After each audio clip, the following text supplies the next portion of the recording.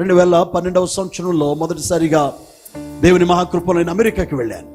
అమెరికాకి వెళ్ళి తిరిగి వస్తున్నప్పుడు లాస్ ఏంజల్స్ నుంచి తాయ్పాయ్ అనేటువంటి దేశానికి మేము ఒక ఫ్లైట్లో వచ్చాం. తాయ్పాయ్ ఎయిర్పోర్ట్లో దిగిన తర్వాత నెక్స్ట్ ఫ్లైట్, కనెక్టింగ్ ఫ్లైట్ తాయ్పాయ్ నుంచి మలేషియా కౌలాలంపూర్కి ఫ్లైట్ 3.5 గంటల ప్రయాణం. China Airways double deck flight, అంటే 2 అంతస్తుల విమానం అండి అది. అమెరికా నుంచి వచ్చింది డబుల్ డెక్కరే. ఆ తర్వాత తాయ్పాయ్ నుంచి మలేషియా కౌలాలంపూర్కి వచ్చేది డబుల్ డెక్కర్, అంటే 2 అంతస్తులు ఉంటుంది విమానం. చాలా పెద్దది, ఈ చర్చ్ కన్నా పెద్దగా ఉంటుందండి. అందులో కూర్చున్న, అందులో ఎక్కినా మీకు ఫ్లైట్లో ఎక్కినట్టు ఇంట్లో ఉన్నట్టే ఉంటుంది, ఇంత పెద్ద విమానం. ప్రార్థన చేసుకున్నామంటే దేవుని కృపలో ఆకాశంలోకి విమానం ఎగిరింది. విమానం ఎగిరిన కాడి నుంచి మళ్ళీ దిగేంత వరకు కప్పుడు మంచినీళ్ళు ఇవ్వలేదండి. 3.5 గంటల ఫ్లైట్లో. ఎన్ని గంటలండి? 3.5 గంటల నరకం చూసాం ఆ రోజు. నరకం. ఆ రోజు నా జీవితంలో ఎప్పుడు 2007 నుంచి విదేశాలకు వెళ్ళానండి. నాకు తెలిసి 2006లోనో 2005లోనో మొట్టమొదటి విమానం నేను బెంగళూరు హెచ్ఏఎల్ ఎయిర్పోర్ట్ నుంచి బెల్గావ్కి వెళ్ళాను. ఒక సహోదరుడు తీసుకెళ్ళాడు, మినిస్ట్రీ. ఆయన ట్రావెల్స్లో పనిచేసేవాడు, జోయల్ బ్రదర్ అని. తర్వాత విదేశాలకు వెళ్ళింది 2007 నుంచి 2023 వరకు. ఎన్ని ఫ్లైట్స్ ఎక్కిన అటువంటి అనుభూతి ఎప్పుడు జీవితంలో కలిగింది. ఎంత భయంకరం అంటే, గ్లాసుడు మంచినీళ్ళు ఇస్తే ఒలిగిపోయినాయండి, అట్లా పెడితే ఒలిగిపోయినాయి కింద, అంతలా ఊగిపోతుంది విమానం. ఒక్క క్షణం ఆగట్లేదు. 3.5 గంటలండి, 3.5 గంటలు. ఒకనొక సందర్భంలో ఏం జరిగింది తెలుసా? కళ్ళు మూసుకుని కళ్ళు తెరిచే లోపల విమానం జారిపోతుందండి కిందకి. జారిపోతుంది తెలుస్తుంది మనకి, ఎందుకంటే సడన్గా కిందకు వచ్చేస్తాడు, ఏదో జారిపోతున్నట్టు ఉంటుంది మనలో వచ్చి కిందకు వస్తాడు. అప్పుడు తెలిసింది ఆ విమానంలో ప్రార్థన చేసేవాళ్ళు ఎంతమంది ఉన్నారని. అప్పుడు తెలిసిందండి. కొంతమంది కేకలు పెడుతున్నారు, కొంతమంది భారమైన అరుస్తున్నారు, ఏడుస్తున్నారు. అయితే కొంతమంది జీసస్.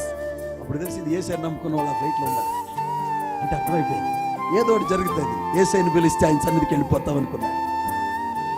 ఇక అర్థం కాని పరిస్థితుల్లో ఏ భాషలో ఏ పదాలతో ప్రార్థన చేయాలో తెలియక అన్ని భాషల్లో ప్రార్థన చేస్తారు. ఏం బిడ్డారా, ఆ రోజు జరిగిన అద్భుతం ఏంటంటే, అలా జారిపోయిన విమానం అలా భూమి మీదకి రాలేదు, అలాగే దేవుడు ఆపాడండి గాలిలో. దేవునికి స్తోత్రం కలుగును గాక. హల్లెలూయా. కారణం ఏంటో తెలుసా? టర్బులెన్స్, అల్లకల్లోలమైన వాతావరణం. జీవితంలోకి అల్లకల్లోల వాతావరణంగా వస్తే మనిషికి భయం పడుతుందండి. మనిషికి ఏం పడుతుందండి? భయం పడుతుంది. అందుకని దావీదు అంటాడు 56వ కీర్తన 3వ వాక్యం, నాకు భయము సంభవించు దినమున నిన్ను ఆశ్రయించి ఉన్నా. When I am afraid, I will trust in you. Trusting God in times of turbulence. అల్లకల్లోల వాతావరణం మధ్యలో దేవుని బిడ్డల సంఘం అంట ఎవరి మీద నమ్మికించాలి? దావీదు అంటున్నాడు కదా, నాకు భయము సంభవించు దినమున నిన్ను.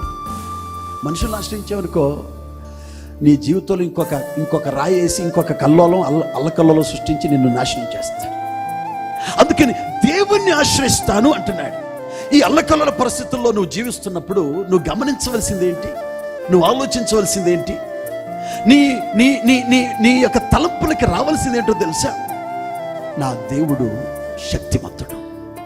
దేవుని శక్తి సామర్థ్యాన్ని నువ్వు చూడాలి.